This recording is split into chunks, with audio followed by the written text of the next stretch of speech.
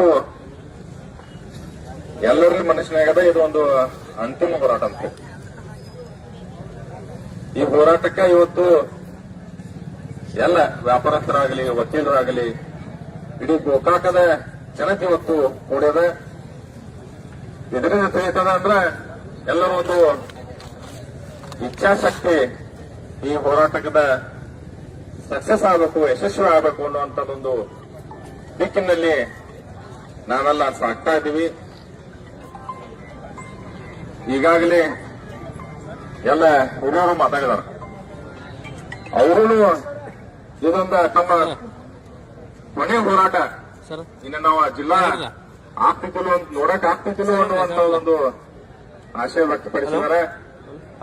ಆಗ ನಾ ಹೇಳ್ತೇನೆ, ಅವ್ರಿಗೆ ದೇವ್ರಿಗೆ ಇನ್ನೂ 100 ವರ್ಷ ಆಯುಷ್ ಕೊಡ್ಲಿ, ಮುಂದೆ ಸಾವಿರ ಬೇಡ ಇರ್ಲಿ ನಮ್ ಜೊತೆ ಬದುಕಲಿ.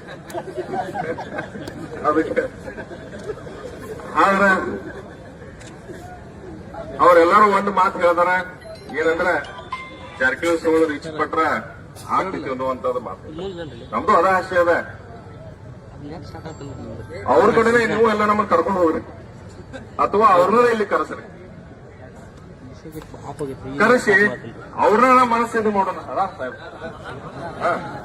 ಅಲ್ಲ, ಅಧಿಕಾರ ಇದ್ದವ್ರು ಬರಲಿಲ್ಲ, ಅಧಿಕಾರ ಇದ್ದವ್ರು ಬರ್ಲಿ, ಮತ್ತ ಅವ್ರನ್ನ ಬೇಡ್ಕೊಂಡು ಇಲ್ಲಿ ಕುಂದ್ರೋದ್ ತಪ್ತದ, ಬಿಸಿಲಾ ಕುಂದ್ರೋದ್ ತಪ್ತದ.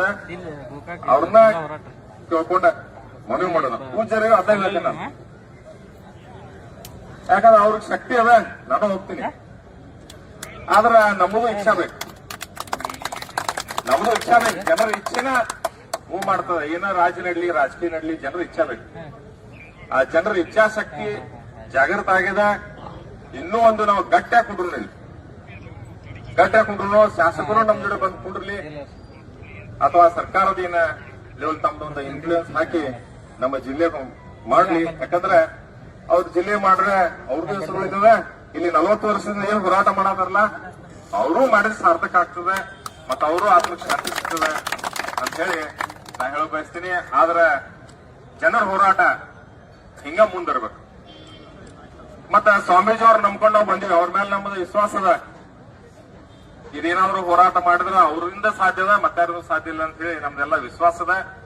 ಅವ್ರ ಗಟ್ಟಿಯಾಗಿ ನಿಲ್ಲಿ, ನಮ್ಮ ಅವ್ರ ಬಸಗೌಡ ಅವರಾಗ್ಲಿ, ನಮ್ಮ ಸನ್ನಕ್ಕಿ ಡಾಕ್ಟರ್ ಅವರಾಗ್ಲಿ, ರಮಣ್ ಅವ್ರ ಕಾಕ ಆಗ್ಲಿ, ಇವರೆಲ್ಲ ಮಾರ್ಗದರ್ಶನ ಮಾಡಿ ನಮ್ ಜೊತೆ ನೀವು ಗಟ್ಟಿಯಾಗಿ ನಿಂತರ ಎಲ್ಲ ಯುವಕರು ಗಟ್ಟಿಯಾಗಿ ನಿಲ್ಲಾಕದಾರ. ಎಲ್ಲರ ಮನಸ್ಸಿನಾಗ ಅದ ಜಿಲ್ಲಾ ಆಗ್ಬೇಕಂತ ಹೇಳಿ. ಅದಕ್ಕ ನೀವೆಲ್ಲ ಗಟ್ಟಿ ಆಗ್ಬೇಕು, ಮತ್ತೆ ನೀವನ್ನ ನೆನಸ್ತನಾರ ಈ ಕಾರ್ಯ ಮಾಡ್ಬೇಕು.